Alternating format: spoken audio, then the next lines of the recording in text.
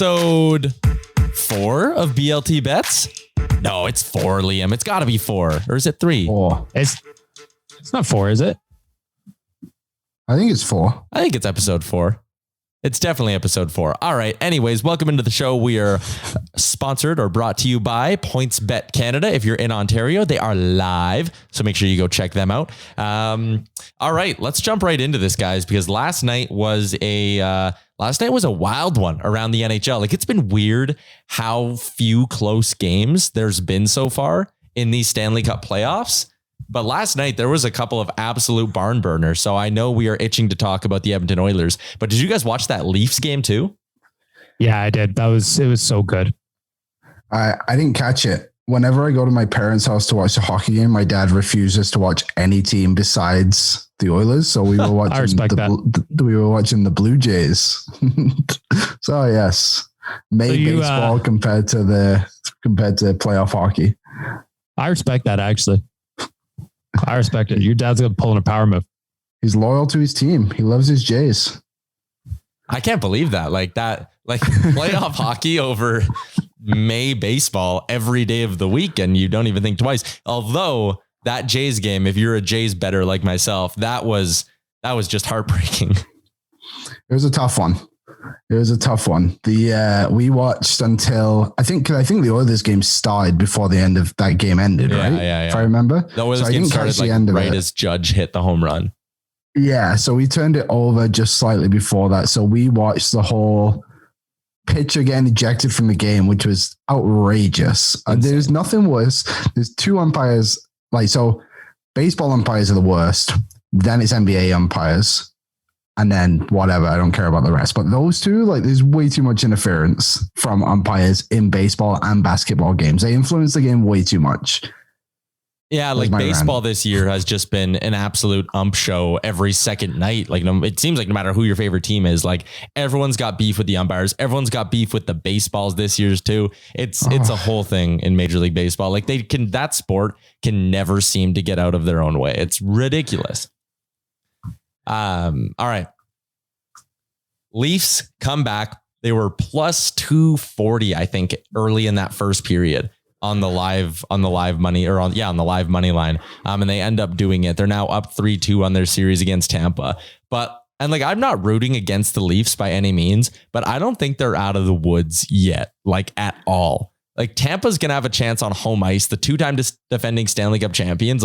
I feel like there's this sense right now around the hockey world that it's over. The Leafs slayed their playoff dragon because they found a way to win a game that they were losing and they showed some resilience. But it's the Lightning are now plus 275 to win this series. And I'm kind of it's actually maybe not the worst bet in the world because home game for Tampa. Who were 16-0 after losing a game in the last 2 years. In those games, Vasilevsky is a 1.4 goals against average. What was the thing he had last year? Didn't he have 4 straight shutouts when Tampa could clinch a series? Or was it elimination games last year or something like that? Yeah, it was something. Yeah, you're right. It was the games Tampa clinched the series. He was just stupid in all of them. Yeah, I think I said this when we did our Stanley Cup preview show, but I hate doubting them. There's nothing, you just never can do it. They're the same guys all the time who have been there for the last 2 years winning, and I still just don't see them losing this series at all. Despite my bet missing last night of them winning the series in 6, that's fine by me. I might actually play that plus 280 or whatever you said. Plus 275, yeah.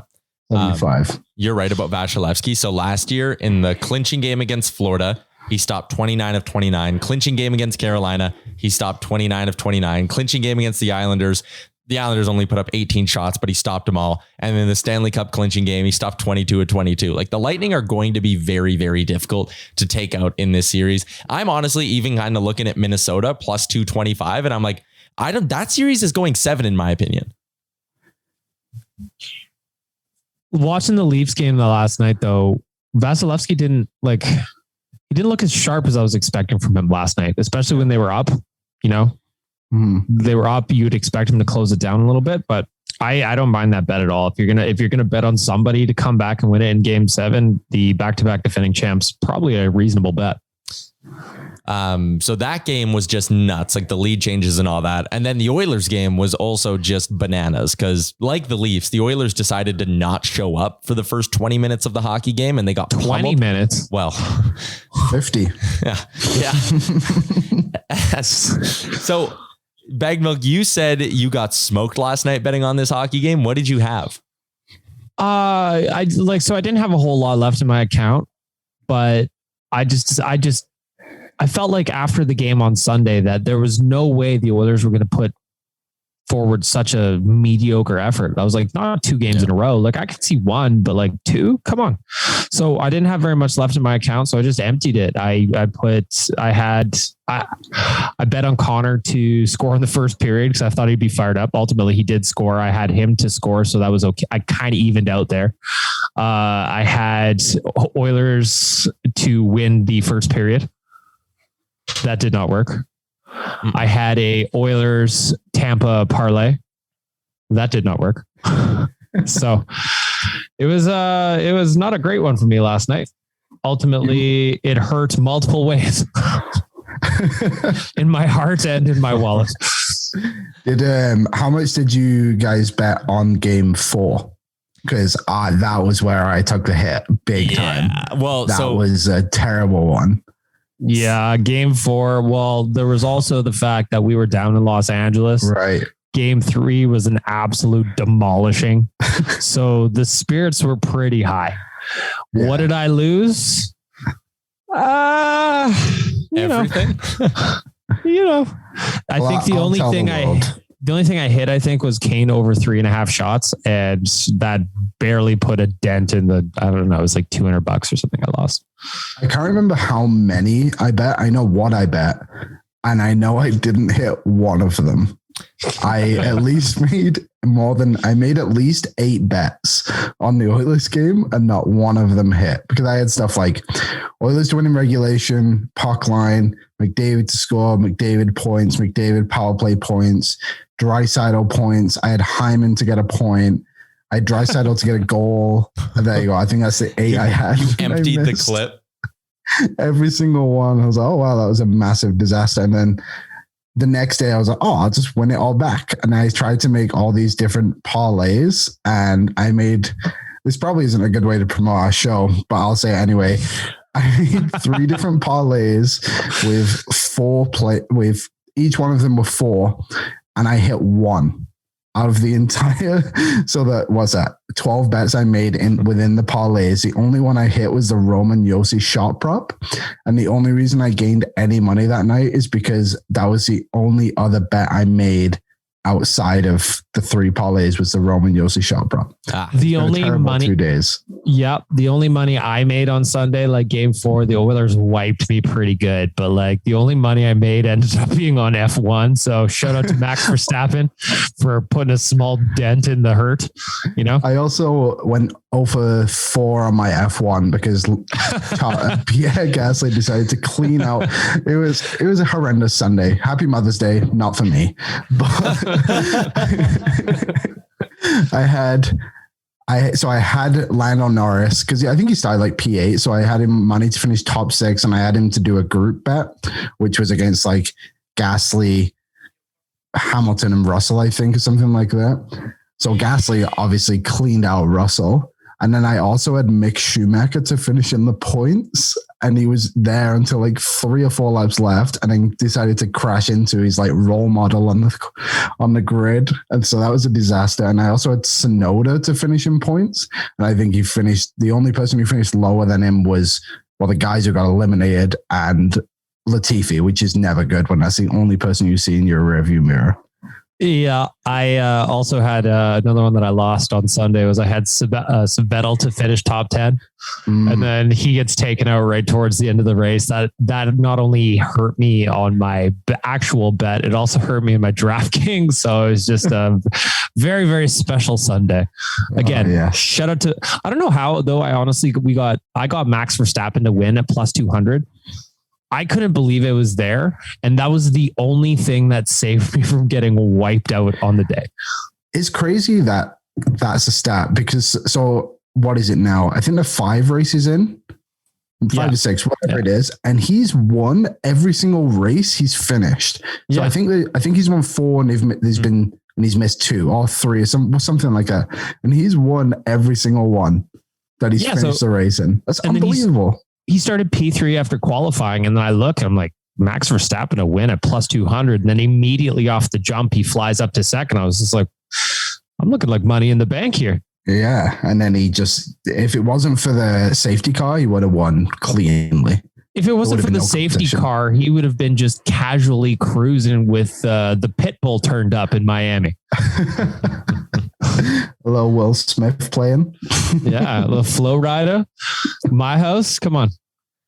All in all, it was an ugly weekend. Yeah. But happy Mother's Day again. Yep. What's coming up next for F1? They don't have a race this weekend. Yeah. 2 weeks, not for another 2 weeks. So they're moving to Spain in 2 weeks. So we got a weekend off from the F1 bets. They have such a weird schedule, though. I don't like it. But anyway, Max Verstappen's plus 100 even money to win. So if you want to jump on top of that soon, there you go. Oh, and I also actually, you know what? Another one I hit now that I'm thinking about it. On the episode, I bet George Russell to beat Lewis Hamilton in the head-to-head, and he also did that. It's been unreal. Yeah. So I'm pretty happy with that. Other than that, though, I'm not happy about anything. No. I'm just living under a black cloud of constant rain.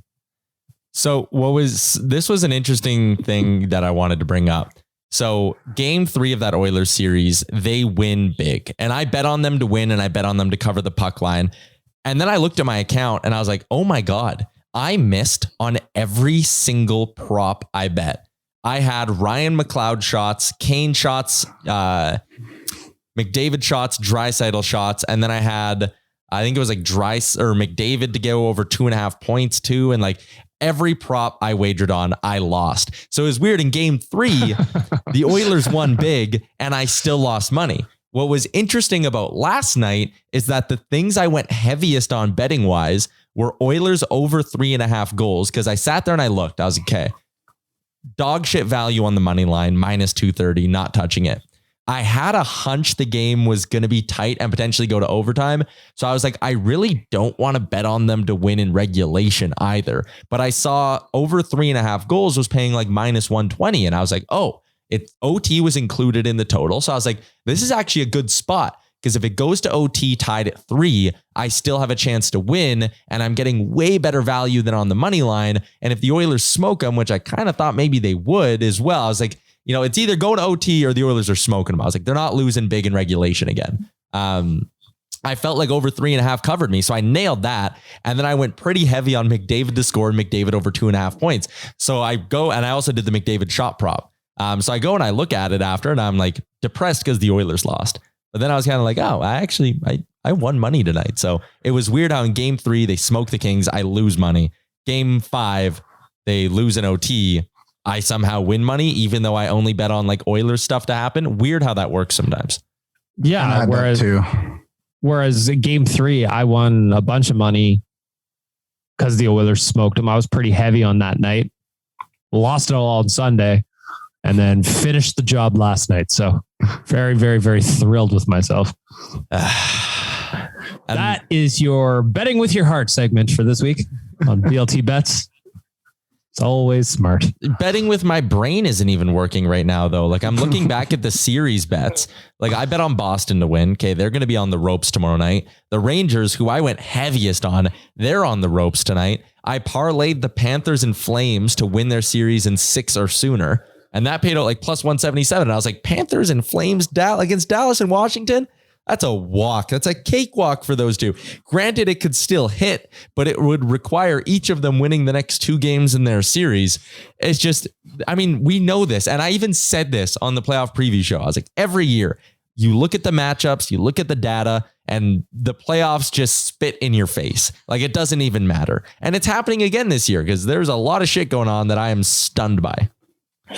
Actually, I'm looking through my account right now. The only thing I hit on last night outside, so it wasn't a total clean sweep. I've got Leon Draisaitl over 1.5 points at plus 135. That's the only thing I hit.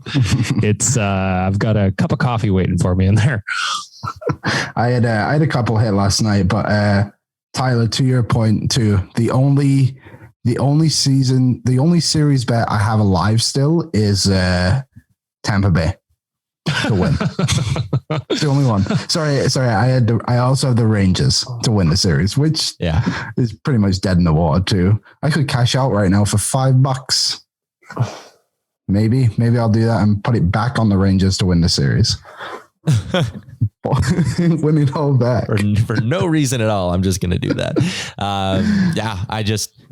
It's been wildly unpredictable. The one thing, and this is a trend that I find interesting. Usually when you think of like Stanley Cup playoffs action, tight, low scoring games, right? This, for whatever reason, a ton of blowouts, and the over is hitting at like an unreal clip. So I think they're starting to adjust a little bit, but if you would have gone in and just taken over 6 goals even in every game so far in the postseason, granted, some of the payouts wouldn't have been great on that when you go to just exactly over 6 and not 6.5, but still, you would have 20 wins, 8 losses, and 8 pushes so far. If you would have bet over 6.5, you would be 20-16 on the playoffs as well. And you would have had some good payouts on the over 6.5 there too. I can't believe how high scoring a bunch of these games are. And it makes me, in a way, want to just start blanket betting every over for the rest of the first round, just because I think it won't stop. I did that yesterday. You just bet every over? So the first 2 games I bet the over. I didn't do it for the Oilers game because I wasn't sure. But for the Boston game, I bet the over. And I got it. So I missed it like when the game started. So I got it at 5.5 at minus 120. So that was good. And then I hit the Toronto Tampa Bay over right after that. So I got both of those.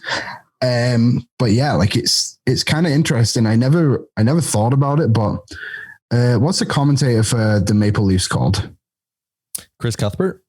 Yeah, that guy. So in game 1, he was saying how, because that series has just been a parade to the box, the entire series, every game, it seems like it's just guy after guy after guy. And he was saying the penalties in the playoffs, there's more penalties averaged in the playoffs than in the regular season, which kind of seems weird because you'd think they just play, but I guess it's probably because they play so much more aggressively that so much more is like go, right? That they eventually just called guys. So I think that's a big reason why we're seeing more and more goals scored, because there's more power play opportunities, right? So yeah, like I think hitting the over in almost every game now might be the play for a lot of them anyway. Because has there really been one series that's kind of like, I guess Dallas and Calgary has been the only one that's kind of struggled to hit the over consistently, right? Yeah, pretty much. Every other series for the most part has been hitting the over, and even Calgary has the one push in their series too. I'm just looking right now, like a series by series breakdown of the over-unders.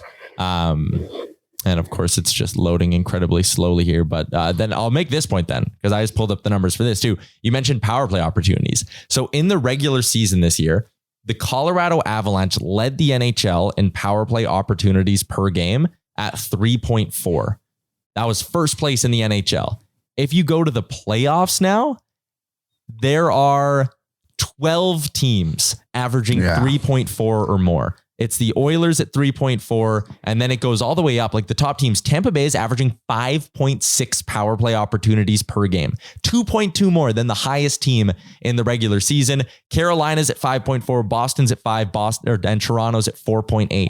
Those series, Tampa, Toronto, Carolina, Boston, I think you take the over on game 6 because you know there's going to be a shitload of power plays.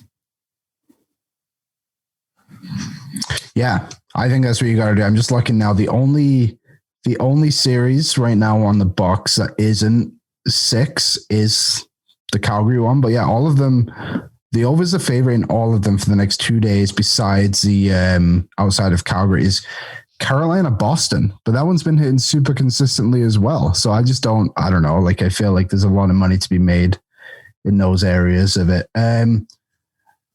I guess a question I have for tonight is, do you think, so New York and Pittsburgh's the only elimination game tonight, just to kind of go into that one. Does it end tonight? Like Pittsburgh on the money line right now is plus 115 with the Rangers at minus 135. I'm taking the Rangers in regulation, I think, is one of my bets. I really like them. maybe it's just me being blinded by my pre-series analysis, and the Rangers have been dog shit, but I just look at it as the Rangers were so good against Pittsburgh in the regular season, and now they've been so bad for this stretch. And Shesterkin, so good, best goalie in the league in the regular season, so bad in this series that I just think you're due for one game where you are not complete dog shit. And that's why I'm betting on the Rangers. That's the old gambler's fallacy, you know? This time it'll hit. This time it'll be red. I just can't see the Rangers being that bad again. It doesn't make sense. It doesn't make any sense. But none of it makes sense. Yep. Yep. If you had to, like, even going back to the Oilers series, if you told me Edmonton was going to be 3-2 going back to LA in game 6, I wouldn't have believed you. Yeah, especially when you look at how the goalies have played, right? Like Smith is 940 and Quick is like in the 800s, high, like 895 or something like that. Like if you would have showed me just those stats at the beginning of the series, I would have been like, yeah, Oilers swept them. It's over already. And on the other hand, if you would have told me that the Pittsburgh Penguins were playing Louis Domingue for how many games, I would have also told you to go to hell. There's no way the Penguins win that series. But somehow Louis Domingue, a guy who played 2 NHL games this season, is somehow lights out in the playoffs. What? Yeah, it's that spicy pork he had in the intermission of the first OT there when he popped in, you know, powered him through, as it turns out. I can't believe that, honestly. Like, to have Louis Domingue outdoing Shesterkin makes zero sense in any universe, but that's what's happening right now. And like, I don't even know what to say about it. Like, if you're a bracket person, I'd love to know what everybody's brackets look like, because mine is demolished already. Well, has a chance to be demolished already. Yeah, because the most obvious series, like we all got the Colorado series right. Like we all had Colorado moving on. Yes. We didn't even get a chance to talk about how the odds ended up before they turned them off on us. They were at minus 5,000 at one point. It was minus 3,000 when we recorded the last show. Tyler, wasn't when we were in LA, didn't we look, it was minus 10,000? It was something stupid like that. And then we looked like an hour later and they yanked it. They were like, yeah, you're all done. So disrespectful. Yeah, that's wonderful. I guess a question I have for you guys, if the series that is remaining right now, so I'll read them quickly. So Boston's plus 280 over Carolina to come back. The Oilers are plus 150 to come back over the Kings. Wild are plus 230. Lightning plus 275. Dallas plus 205. Rangers plus 475. And Washington plus 250. Which of those do you think is one that you would hit? So maybe I'm just a homer, but I just like... The Oilers winning 2 straight against the Kings isn't unreasonable to me. It's not, because they steamrolled them for 2 games earlier in this series, right? And the games the Oilers are losing, they're playing so terribly. They're losing them because they're losing them. It's not like LA is just so good. Like last night, I look at it, Zach Kassian tied the game early in the second period, and then immediately LA gets just a garbage goal. Like, that was completely avoidable. The turnover sucked. The lack of a save sucked. It's just they're shooting themselves in the foot in new and creative ways. So if I know it sounds like a homer, but like I can see the Oilers beating LA 2 games in a row. I could too. And I think that's why they have the best odds to come back, I guess. Plus 150. The next closest is, funnily enough, Dallas. Plus 205 to win. But I guess that series is tied at 2, right? Yeah. Yeah. So that's probably why they're there. But I think I would do Minnesota. Yeah. Plus 230 for a team that is probably good enough to win the Stanley Cup. It's too bad they're playing a team that's probably good enough to win the Stanley Cup too right now.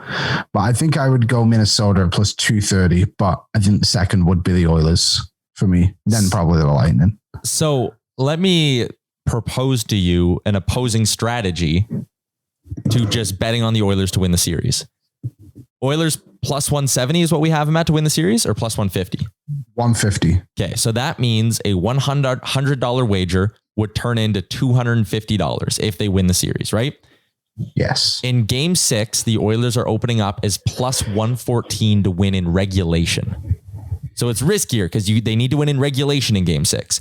But if you were to put $100 on that, it would turn into 214. So you're already almost there with that value. And then what you could do is just for game 7, you take your $214 profit. Let's say the line shifts to what it was in game 5, which would have been Oilers minus 139 in regulation. You take that 215 that you now have, you just bet it on them to win straight up in game 7. And now you're at 370. So same investment, the little risk of, yes, they need to win game 6 in regulation, but you're winning yourself an extra $120 there. It wouldn't be gambling without the risk. Well, like, yeah, if you'll be kicking yourself if they win in OT in game 6 and then win game 7 and you'd be like, shit, I should have just bet on them to win the series. But I think for just eating that little tiny risk of like, if they're going to have to win game 6, why not bet on them to win it in regulation, roll the money over, bang, more profit. I respect you, Tyler. I like the way you think. I appreciate you because this is what I need right now. What did you say Minnesota was? Plus 230. So even that. So if they're plus 230, your $100 is going to turn into 330, right? Yes. Yes. If you just put I have them right here on the money line in game 6 at minus 102. So pretty much even money here. 100 into 198. And then you could take that 198. Let's say they're even money again, and you're going to roll that over into more money. Even if they're bigger favorites, you're still going to be up money. So I do think you need to do the math. If you're looking at any of these teams you want to bet on to come back and win the series, you might just be better off betting them in one game and just rolling over the profits into game 2 and betting them, or into game 7 and betting on them in game 7 again. Like the Lightning, are the Lightning going to be favorites? They are favorites, hey? If they were dogs, that would have been an interesting strategy. Boston, if you're thinking of betting on Boston, that's a great example too. You can get them at plus 130 to win in regulation. Like, why not? Wow. What do you think of that series? Do you think that's done? I know the home team has won every game. The home team's covered the puck line in every single game. 5-1, 5-2, 4-2, 5-2, 5-1. Well, Boston on the puck line is plus 190 on mine. Yeah. I got them at, plus 195. They've covered every game. For a team that couldn't score against Carolina, they've sure done a good job of scoring against Carolina. Yeah, all season. But that's the thing, you go back to the regular season, Carolina blew them out every game. These two teams are incapable of playing close hockey games. Just one team is going to pump the other team and then it's game over. I like that. So the over and Boston puck line tomorrow is what we're saying. Mm-hmm. Okay, I'm in.